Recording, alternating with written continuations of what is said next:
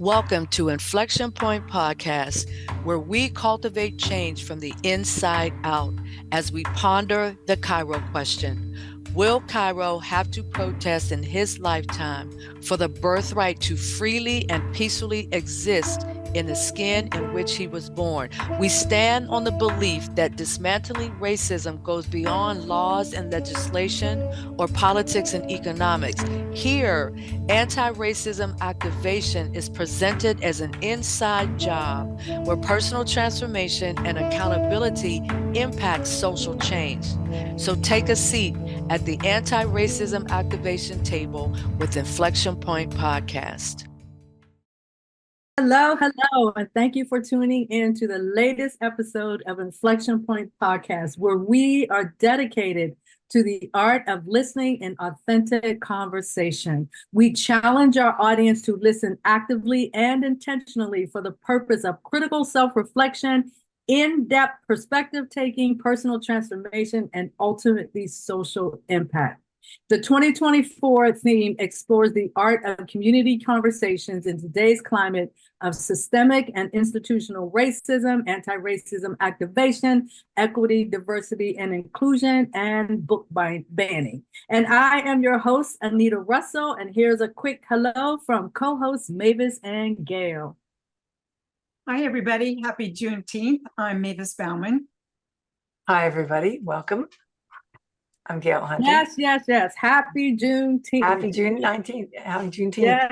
Yes. And we have an incredible episode that we're going to be delving into some things that are kind of related to this idea of freedom and liberation. Okay.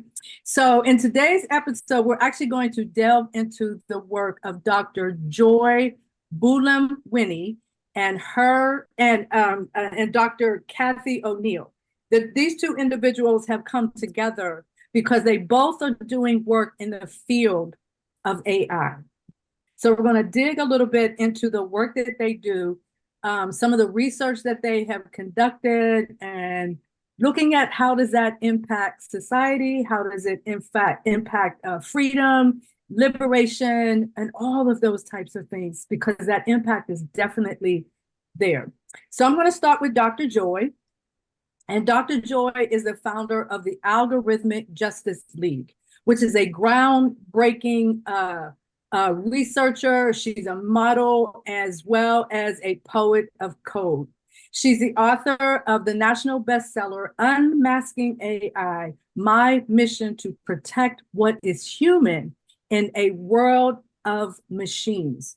She also advises world leaders on how to prevent AI harms. Now, when she was doing her MIT thesis methodology and her research and all of that, she uncovered large racial and gender bias in AI services from companies that we all know, Microsoft, IBM, and Amazon. Her research has been covered in more than 40 countries, and she has championed the need for algorithmic justice as the World Economic Forum and the United Nations. Her research on facial recognition technologies has transformed the field of AI auditing. Then we have Dr. Cathy O'Neil. And Dr. Cathy is an American mathematician, a data scientist, and an author. She is the author of the New York Times bestseller, Weapons of Math Destruction, and opinion columns in the Bloomberg View. She was active in the Occupy movement. She's a data skeptic who uncovers the dark secrets of big data, showing how our quote unquote objective algorithms reinforce human bias. So I know that was a mouthful. And so what I'd like to do is kind of start off with some of our personal kind of interactions with the work that we've done. So we've done a lot of background research, just kind of looking at this phenomenon that we call AI, which actually started, when you really know the history, it started in the 50s, right? And so it's been something that's been growing and growing and growing. And if you're my age, you grew up watching Star Trek as an example. So Star Trek is a perfect example of technology interacting with humans, humans interacting with technology, and all of that sort of thing. So what I'd like to do is open up the floor for Mavis and Gail. So some of the resources that we looked at is that Dr. Joy did a TED Talk, and she was talking about, and we looked at one particular TED Talk where she was talking in the early part of her career, where she discovered that some of the cameras that we use every day in our work did not have the capability of recognizing her face as a dark-skinned woman, right? And so that opened up this whole entire can of worms, if you will, as it relates to AI. So Mavis and Gail, when you looked at that video, the very first one, her TED Talk, tell me at least one thing that really jumped out at you that's really relevant to the conversations that we're having today. You ready, Gail, or should I go? Yeah, I can go. The biggest thing is that when you watch the TED Talk and the video that she has, she had to put on a white mask in order to be recognized by the camera. And the fact that she could not be recognized, the fact that human beings actually did not code for the inclusion of people of color at all. And they, not only that, but they're being misrecognized as other people. And it's just, I mean, the possibilities of how harmful that is can just go on, right? And how morally that and ethically that is not acceptable. I mean, it's just, and so I applaud her on her research and how she's exposing this and how she's worked with Amazon, but that's what really got to me. I think just for our listeners to be clear, it's about facial recognition specifically in terms of AI. It's not just that a camera wouldn't see her, but that the data behind facial recognition would not see her as a human being, which of course was shocking to me. Shocking, but sort of not surprising again. Over the years that I've been a photographer, I learned that Kodak film was not calibrated in the development of color for darker skin. And I noticed that when I was photographing with film, that if I had people of different skin colors, especially if people were in white shirts, black faces would be flattened out. So this technology for years has been ignoring a huge part of the population. It, as I'm sure we'll get into, has been programmed and developed with our own biases in the back of our minds. We are not feeding the systems the right data, a complete data set. So faces on Black people are not necessarily recognized. So I'll say that for now. I've got more, but later. Excellent. Thank you both. And the thing that really, really jumped out at me, and I made sort of a direct connection between this work as it relates to AI and the work that we do as it relates to anti-racism activation. And so for me, it was kind of like centered around activating anti-AI bias, right? And so that's something that we want to activate in people. And one of the things that really stuck out at me when you kind of look at coders as an example through the lens of self-awareness, right? And this quote actually comes from Dr. Joy, and this is what she said: training sets don't just materialize out of nowhere. We actually can create them. So there's an opportunity to create full spectrum training sets that reflect a richer portrait of humanity. So let me explain a little bit what these training sets are. So anybody who's listening to this, we all know that machine learning is not real human learning. And the way that all of that happens is that you have human beings that are doing the coding, right? And so if you're doing machine learning, which essentially means you're training the machines to think and to pick up on certain things as it relates to human activity, human beings, human activity, and all that sort of thing. But who's doing the training? And when you look at the percentage of individuals or diversity, when you think about coders and programmers, it's a very small percentage of those individuals that are sort of outside of the typical white male in those types of fields, right? And so you have a group of people who predominantly represent one fixed group of people, right? And if those are the individuals that are doing the coding, they're writing the codes, and they're the ones that are uploading the data for the machines to learn. Mm-hmm.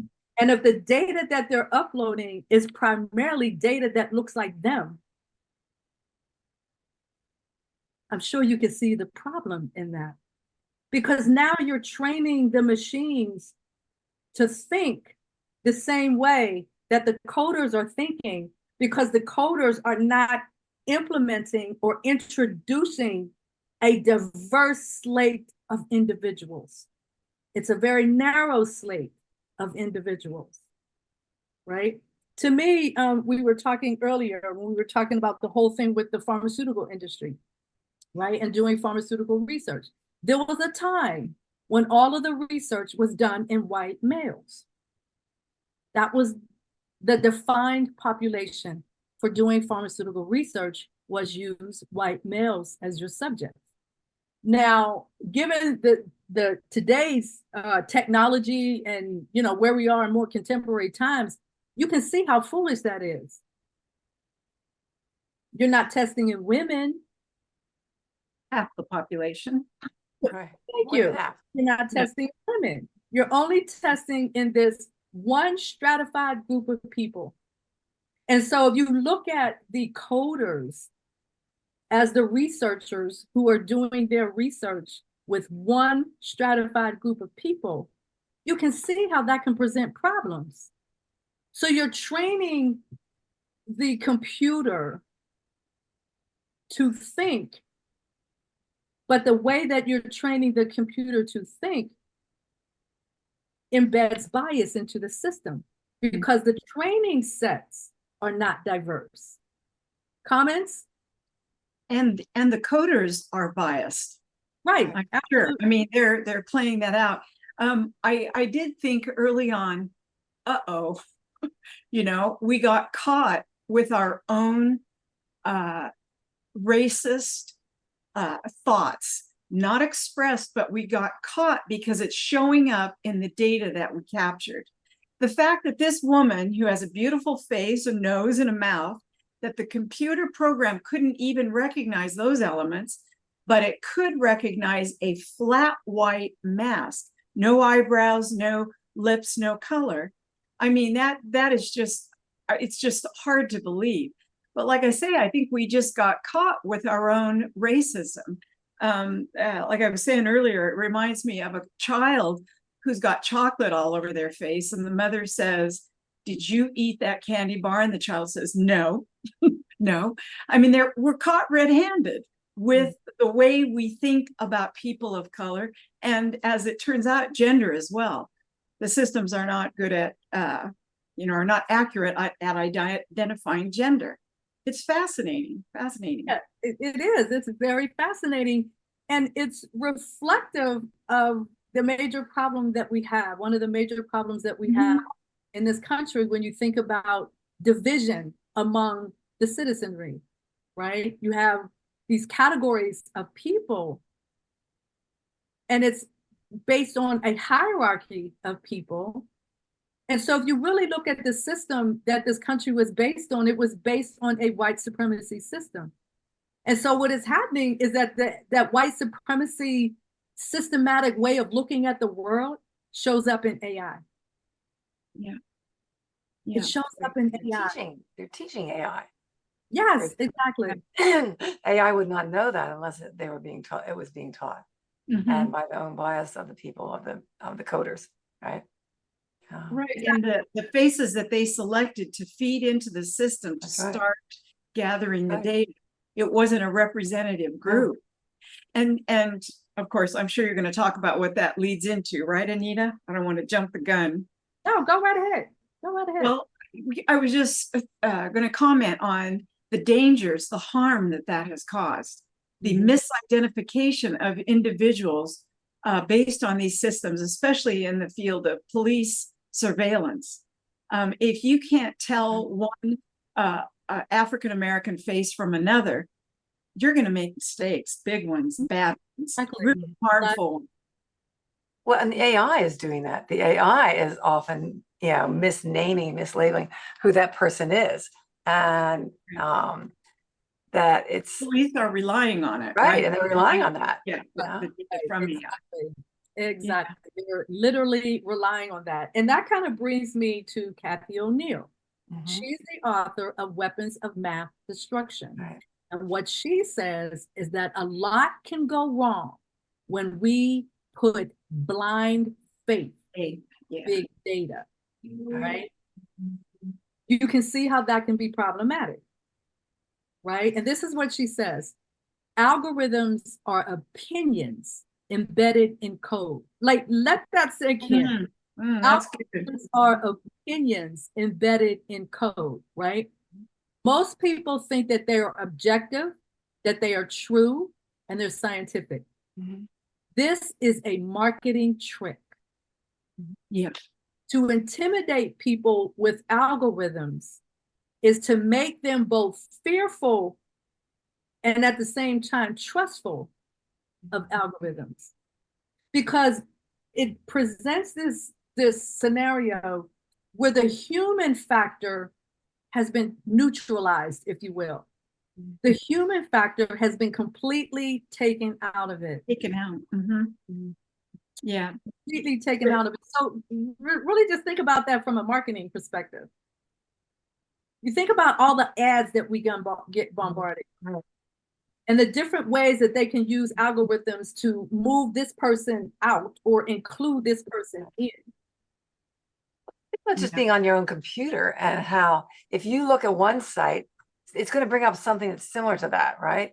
Because it's tracking us, it's watching us, is what we're interested in. And that must be going into a big database. That's right, it is. And big data is starting to sound like the big boogeyman now. What does that data think it knows about me? Yeah. That's profiling. Yeah. But what you just said, Mavis, about the big data. So for me, it's moving into that realm of Big Brother. Go back to 1984. Oh, good point.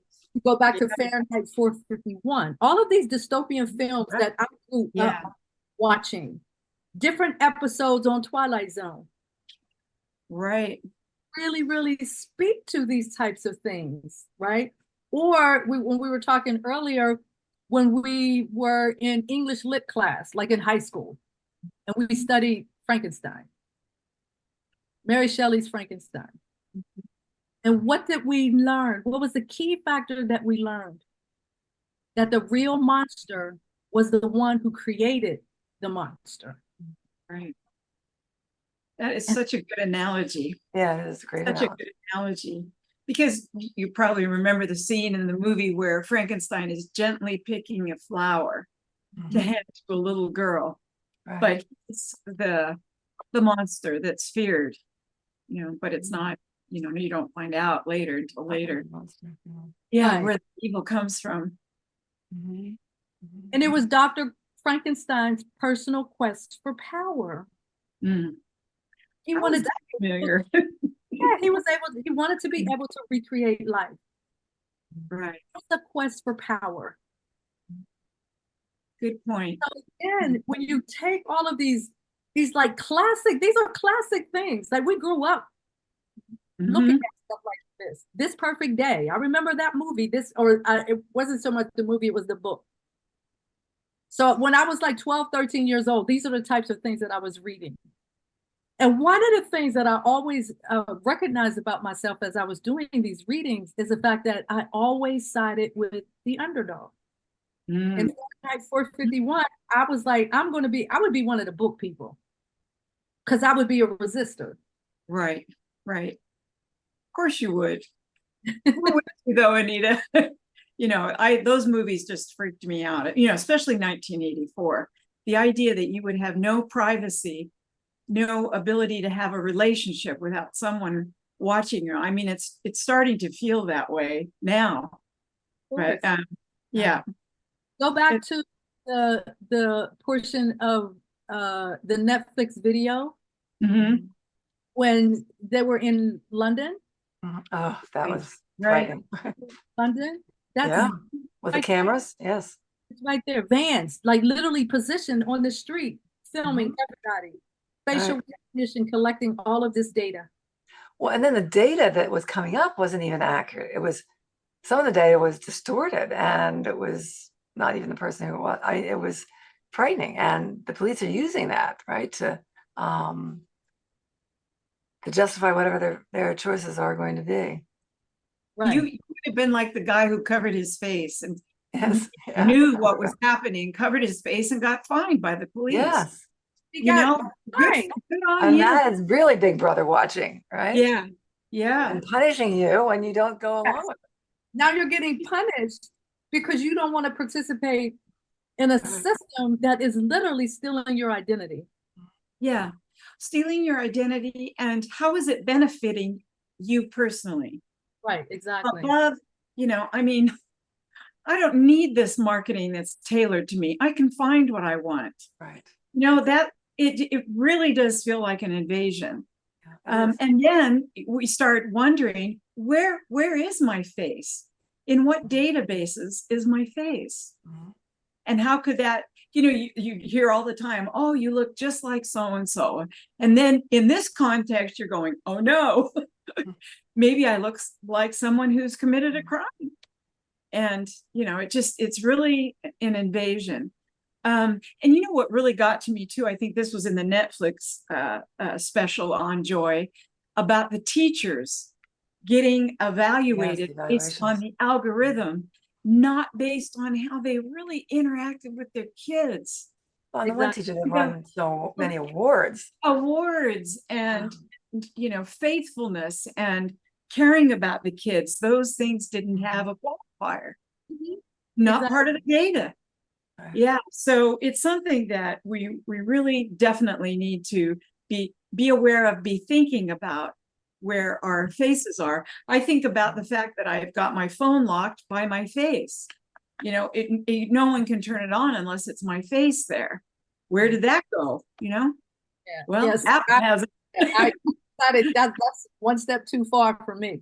So I don't blame you.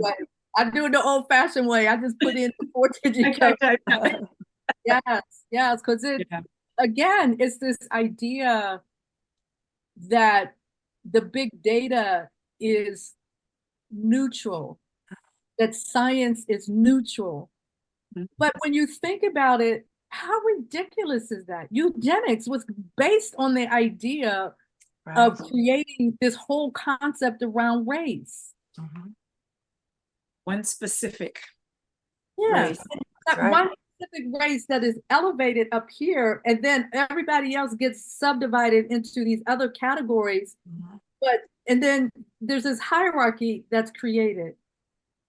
This was very systematic. So when you think about it, because that's how we created the country from the very beginning, right? You think about, we talked about the doctrine of discovery. We've talked about manifest destiny and all of these things. This is the foundation. The only difference between then and now is that we have technology. Yeah, we have technology, and it goes faster. And it's still mirroring exactly what the racist beliefs are. The belief systems, exactly. Yeah. Exactly. Exactly. I'm sorry, go ahead, Meg. I was just going to say, I love the idea of, I think it's Cathy O'Neil that has, she solicits input for people who have been misidentified. Let's work together to check these codes. Tell somebody. There was an incident I had years ago now where I happened to Google my name. I don't ever want to do that again. But my name was on a site, and they had written a profile on me based on what they said was available publicly. But a full 70% of it was nowhere near any truth. said I made $250,000 a year and all these things. And I'm thinking, what are you doing? Yeah. You know, and that was just a teeny event. They didn't accuse me of anything, Wow. but an employer could have looked at that. That wasn't me. It wasn't me. Right, right. Now you mentioned employers. So let's think about how Yes. filter into when you think about the trends. So here's where like HR can groups and within organizations can get tripped up. Because if you say we want to increase our diversity and inclusion, like we really want to increase our numbers, but it doesn't seem like we're really good at doing that as human beings. So why don't we just create an AI system to do that for us?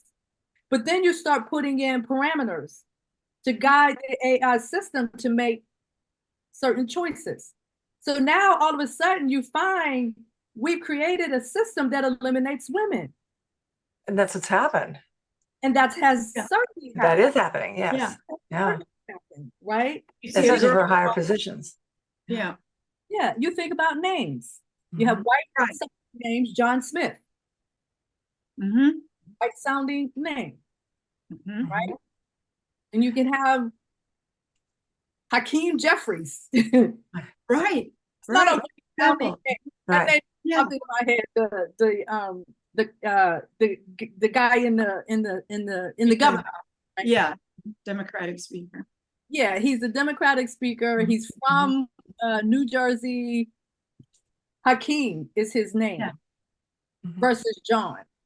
So if you program your AI system in that particular way, and now names is part of it, or one of the, I believe it was Cathy was talking about when you define what success is, right? And so if you say success is somebody who has worked in this company for 4 years and they've gotten 1 promotion. So now that's your definition of success. Right. And if you haven't, then what were they doing, right? Exactly. You haven't earned a promotion within 4 years. Yeah, good point. Or what if you've got a newbie who's extremely talented? Right. Exactly. It would come up. Exactly. And so again, being able to eliminate women from the pool. So you look at, if you're looking at certain institutions, if you will, right? And you see a lot of women potentially coming from institutions that say the Women's College of so-and-so, or something that kind of puts you in this space of gender. So now that person gets kicked out of the system, they're rejected, right? Yeah. So on the one hand, HR might be trying to get rid of the bias that is there because of human bias, but all you're really doing is transferring the bias from the human system to the machine system. Right. Giving the machine system a lot more power. Right. And you're probably layering your own bias on top of that. Right, because they're asking the system for a specific type of person. They're using this with looking at resumes and applications, and so they're just rejecting any, and as you mentioned with women, any application or a resume that had something in the name of woman in it, and even if it was a woman's college, they just automatically rejected it. Yeah, exactly. So it's like the data that they're putting that criteria in as is huge, and right. It could come down to a zip code for that matter. Yeah. You know, if they didn't like the zip code, oh, that's a bad neighborhood. And remember, now that you mentioned that, Mavis, do you remember when we had Camille Bailey on the show? And she talked about freshman orientation. Oh, right. University of Pittsburgh. And how they literally picked out the Black communities and told them, stay away from these areas. CMU doing the same thing. Stay away from these areas. And grading out the Black communities, right? Grading them out and literally telling students that are coming in from around the world to stay out of these neighborhoods. And so they wouldn't be safe, in those neighborhoods. And having said all of that, what do you do about the Black students that are coming? From those neighborhoods, right? The experiences that Camille had.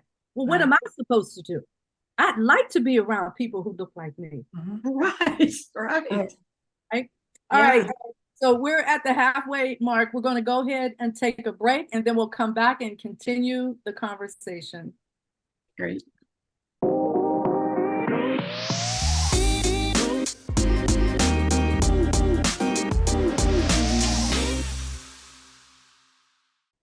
Hello there, and welcome back to Inflection Point Podcast and our community conversation on AI. We're really kind of digging into this issue of AI and big data. So we're going to switch the conversation a little bit and focus on AI in society and law enforcement and look at some of the implications that are there. We alluded to some of it a little bit earlier when we talked about, for example, the cameras in the invasion, if you will, of the cameras, specifically in London. In the one video, that's what we were talking about, is specifically in London. So let's turn our attention to an article that was in The Guardian. And the name of the article, or the title of the article, is Rise of the Racist Robots: How AI is Learning All of Our Worst Impulses. And again, it gets back to what we talked about earlier. Human beings are the creators. We're the creators. And if we're doing these things that are not inclusive, we're doing these things that are divisive, right? When we're creating these training sets, we're building all of that right into our system that is supposed to be neutral, right?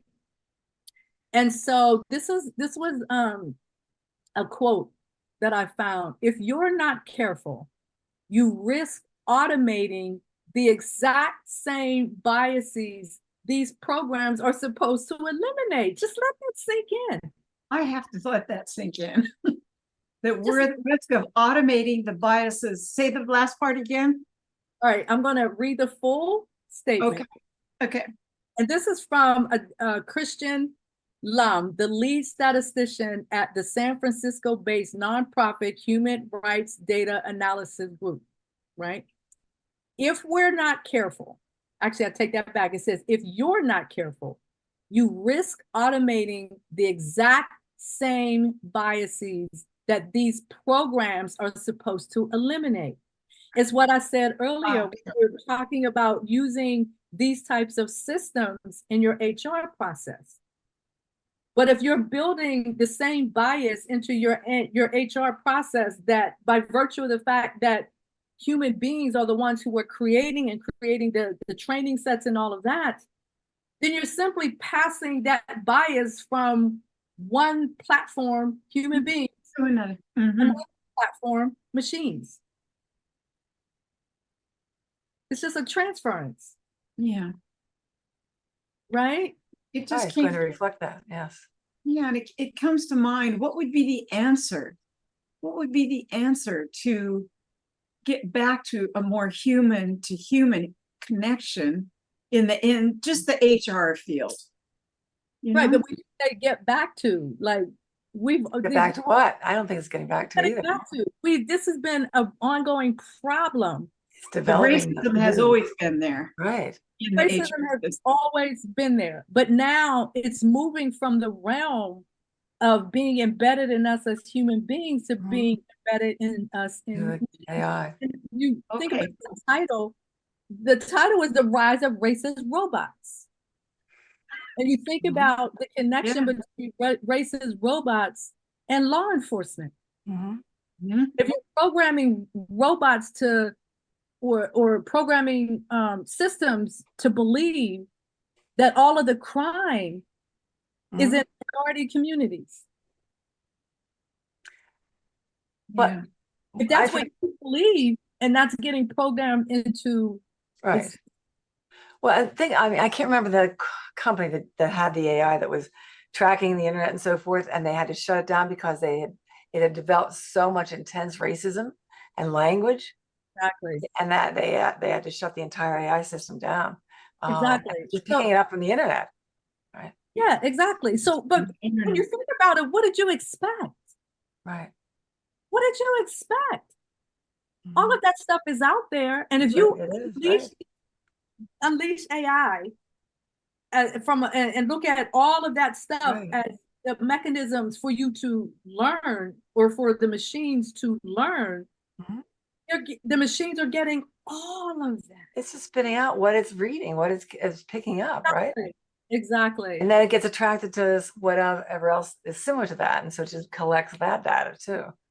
So let me read a little bit more from this Christian Lum, and he's a co-author that showed that PredPol, a program for police departments that predict hotspots where future crime might occur, could potentially get stuck in a feedback loop of over-policing majority Black and brown neighborhoods.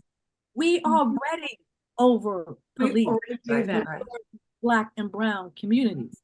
That's nothing new.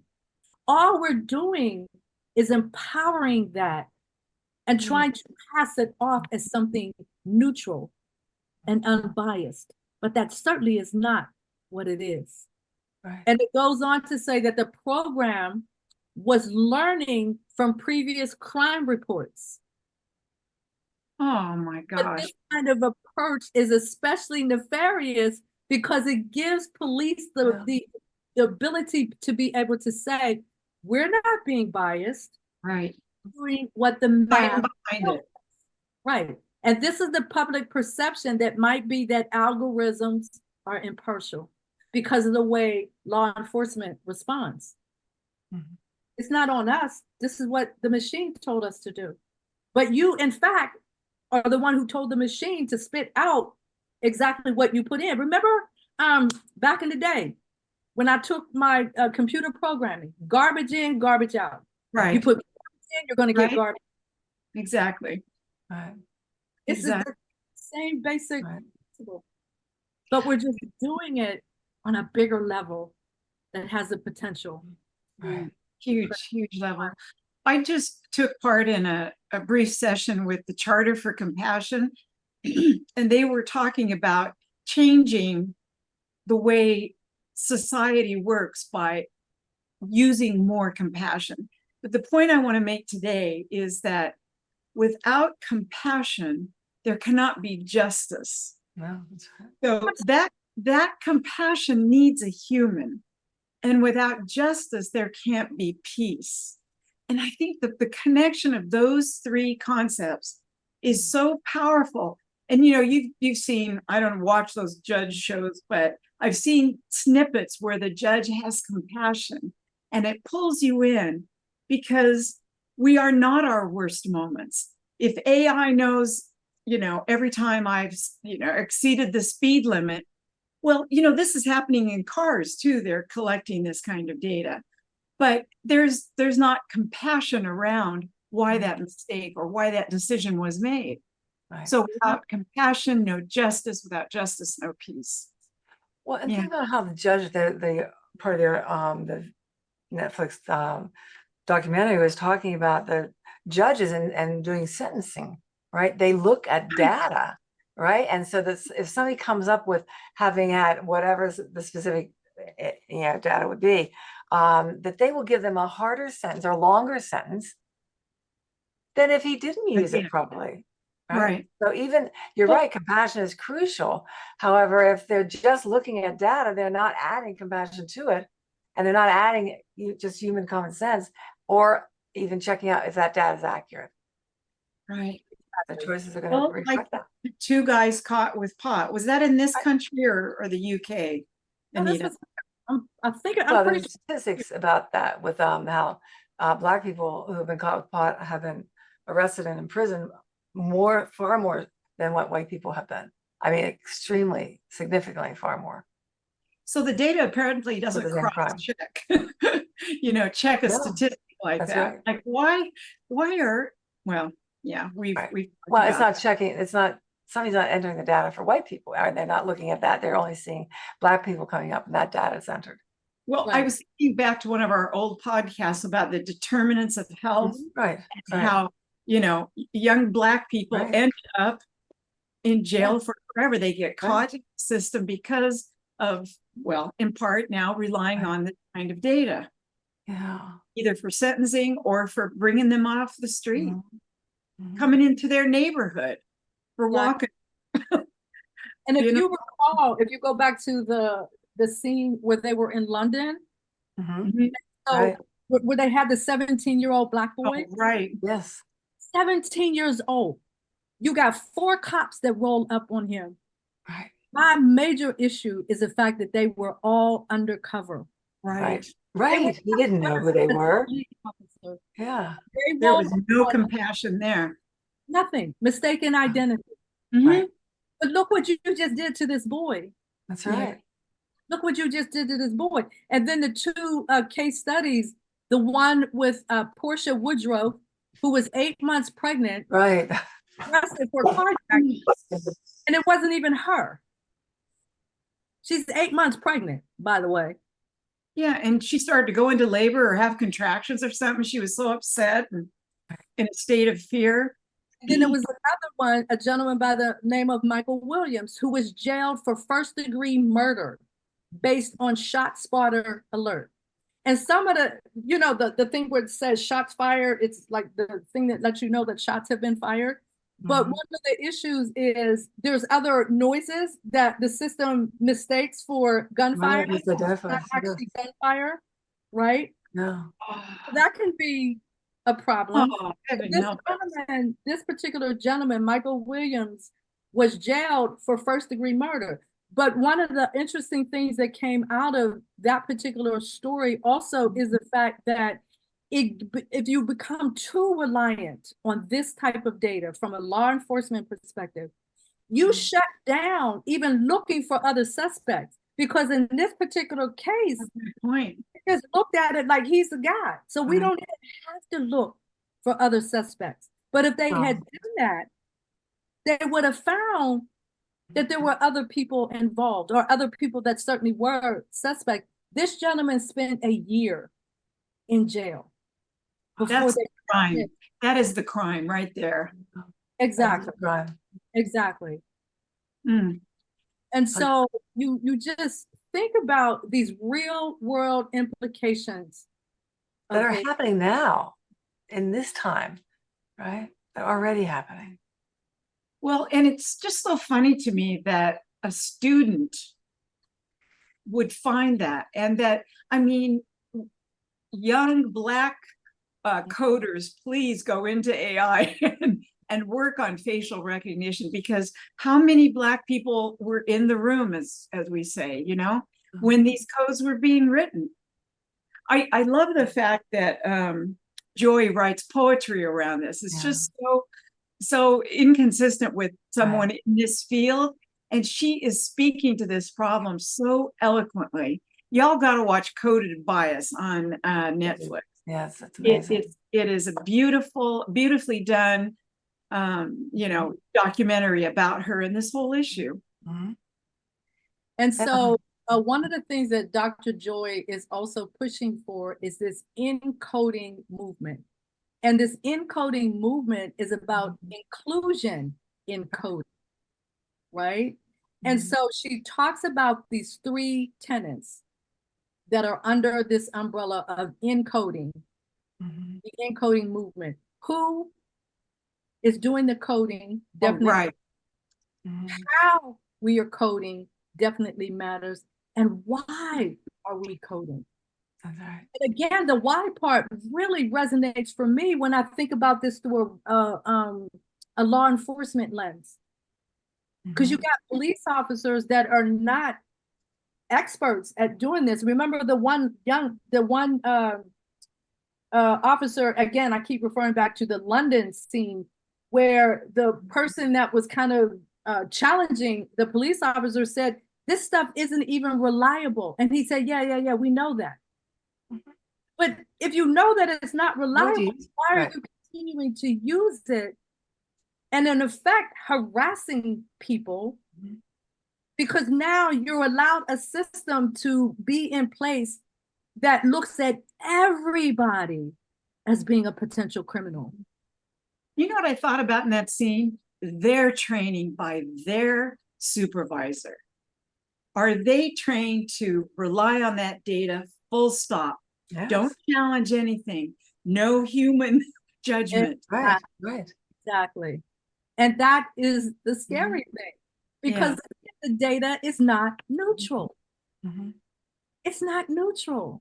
No. And if you keep basing it on past police crime and all of that, you keep basing it on the very systems that have racism and bias built into it. It just doesn't make any sense whatsoever. And so the question becomes, like, where do we go from here? We do, exactly. That's What do right. we do? Well, getting involved in bringing up coding errors, or the outcome of coding errors, to me is a fascinating idea. What's her website? One is Coded Gaze, is it? Yes. It's coded gaze. CodedGaze.com. Yeah. Oh, thank you. And, communicating these kinds of things, but being aware and challenging what someone is telling you about yourself. Right. Absolutely. Because these are behind credit scores, loans, all kinds of things. Exactly. Well, And there's even no transparency. something as simple as Right, good point. Yeah, transparency. Yeah, None yeah. of and transparency. something as simple as this bottle of water, because I'm Black, I may get charged a higher price for this bottle of water. Yeah. That literally, that's why I like Carol's work when she talks about how this is built into marketing. So outside of the United States, there's a lot of it where it's being built using for surveillance. You look at China and all of that. But in the United States, we also use it for marketing. For effectively discrimination. Well, and to get mortgages Right. and to get finance, all kind of things it's being used for. Exactly. Because it's still designed to keep certain people out. Yeah. Right. And others in power. And so others in power. Thank The you. redlining that happened decades ago is still going on now, but it's using AI, right, to back it. Yeah. It's just I mean, morphed, evolved, Right. like Brian Stevenson says. It's Right. It's just evolved. Alive and well, yeah. Yeah. So you mentioned a call to action, Mavis, and Dr. Joy also has the Algorithmic Justice League. Oh, yes, yes. Yeah, anybody who's listening, if you really want to learn more about this and become a part of this movement, you can just go to, I believe it's the AJL.org, AJL.org, which stands for algorithmicjusticeleague.org. And it's about building a movement towards equitable and accountable AI. But equitable and accountable AI equals equitable and accountable human beings. Exactly. And she really promotes transparency too. So I mean, it's that because nobody knows, right? We never know what they're using against us, why I didn't get this job or why I didn't have get that loan or whatever. Yeah. Exactly. What I loved about her approach as well was that she took a playful approach to this little program she wanted to write to when she came up to her computer to show me a quote or show me the face of a lion to encourage me to be brave today. Just that little, I don't know, it was an extra credit project or whatever she was doing. She's going, where's my face? It can't be my face. Yeah. And it was a commonly known AI program. I don't know, it was Space Plus Plus or something. Anyway, I mean, how must she have felt at that moment? Like, why? She just turned over a huge rock with that. Yeah. And she's putting the energy behind it, kudos to her, big time. Yeah. Definitely. She's spoken in Congress and the UN and absolutely. Yeah. Absolutely. So she's a powerhouse. Oh yeah, she is. Powerhouse. Yeah. A powerhouse. So that's why anybody, like I said earlier, if you're really interested in learning more about this, please go to the Algorithmic Justice League, AJL.org. You can get lots of information. You can subscribe and all of that just to kind of be a part of this movement, because doing this type of work is what helps to, I keep talking about that groundswell of grassroots movement, because that's where I believe that we actually are in order to bring about that change, is this groundswell. People from the bottom up that are saying, no, we don't want to function like this. We don't want to function like this. Right. This is not the humane way to live. It's devoid of compassion. It doesn't have any respect for humanity. Right. Right. And one of the things that when I was putting all of this together, one of the thoughts that came to me is when you go back to the Innocence Project and the work that they do, because they do a lot of space as well. And here's a quote from them: "Unregulated and untested AI technologies have put innocent people at risk of being wrongly convicted." So that's some of the things that we were talking about a little bit earlier. But when you think about our legal system and going to court and all of that, what do they always say? You are innocent until proven guilty. But with AI empowered law enforcement, what the Innocent Project says is that people are now guilty until they are proven, can prove Innocent. Right. So you're taking something that is supposed to be a basic premise, a basic principle Of this democracy. And you're flipping it into something completely different. So now you got this AI empowered law enforcement people that says that people are guilty until they can prove they're innocent. The gentleman that was in jail for a year, literally in jail for a year. Right? Oh my goodness. And like Brian Stevenson of the Innocence Project, he says that it's more likely for, let's see, it's easier for a rich man who's guilty than for a poor man who's innocent. Absolutely. And when you add in that economic power imbalance, it's, racism at its finest. Absolutely. Which is about maintaining power. That's really a great deal. That's what it boils down to. So we are literally out of time at this point, but I do want to follow up with this final quote by Dr. Joy. And it's a long quote, but I really want to read it, right? And the quote is, "AI will not solve poverty because the conditions that lead to societies that pursue profit over people are not technical. AI will not solve discrimination because the cultural patterns that say one group of people is better than another because of their gender, their skin color, the way they speak, their height, or their wealth are not technical.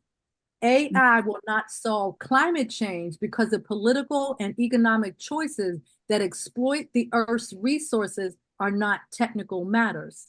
As tempting as it may be, we cannot use AI to sidestep the hard work of organizing society so that where you are born, the resources of your community, and the labels placed upon you are not the primary determinants of your destiny. We cannot use AI to sidestep conversations about patriarchy, white supremacy, ableism, or who holds the power and who doesn't." And of course, we always relate this back to the Cairo question. My grandson, now 4 years old, will Cairo have to protest in his lifetime for the birthright to freely and peacefully exist in the skin in which he was born? The ultimate question is based on each one of us and our own personal accountability and how each one of us defines ourselves as a member of a society and a leader. And the question is, what will you do to ensure that Cairo and his contemporaries have that birthright to freely and peacefully exist in which they are born? We all have a role to play. So thank you for joining us on Inflection Point Podcast here on Transformation Talk Radio. We are here every first and third Wednesday at 3 p.m. Pacific time and 6 p.m. Eastern time as we continue with our community conversation. So we'll see you at the next episode. Thank you for listening to Inflection Point Podcast, where our mantra is cultivating change from the inside out. The journey towards anti-racism and social change doesn't stop here. Truth, reconciliation, and healing come from ongoing, open, honest, and deliberate conversations. Continue to dive in and deconstruct your thoughts, ideas, and beliefs as we band together to manifest social change. Tune in to Inflection Point Podcast every first and third Wednesday at 3 p.m. Pacific, 6 p.m. Eastern, here on TransformationTalkRadio.com for more conversations about how we can cultivate change from the inside out.